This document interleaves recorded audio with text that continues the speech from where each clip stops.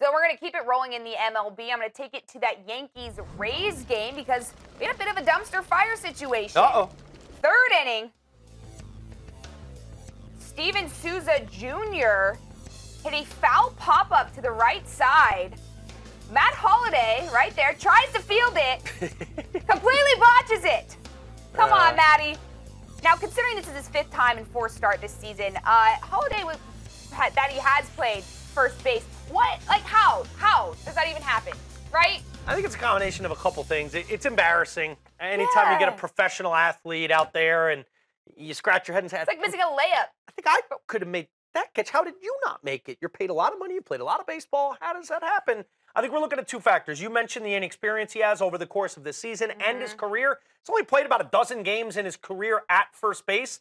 Now, the Yankees have asked him to play more first base with Greg Bird being on the shelf and Greg Bird not being very effective, which after the hot spring Greg Bird had, I don't think Matt Holliday thought he'd be playing a lot of first base, but that's where he's found himself.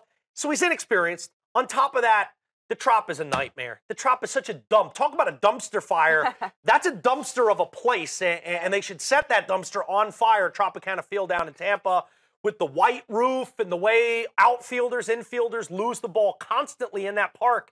It's something, if you've watched any baseball from Tampa, you've seen that a lot.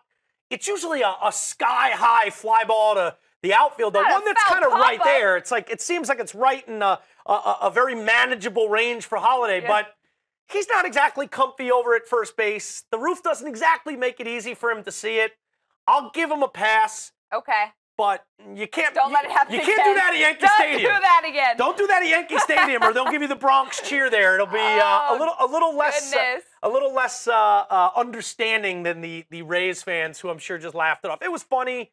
You know, the Yankees got their ass kicked. That was not the difference in a huge, tight game. Yeah. Tanaka kind of got blown up. I'm sure it's one that the pinstripers gave Holliday a little ribbing in the clubhouse afterwards. Like, oh my gosh! Hey, see, I what look happened at it there, Matt? kind of. I know basketball, baseball, very different. But I mean, I get so nervous when it's an easy pop-up fly. Cause I'm like, they better catch this, because it'd be worse if they don't catch it. And in basketball, it's like a wide open 3, and you're like, how did you not make that? See, I think your first assessment was more accurate for this one. This is a blown layup.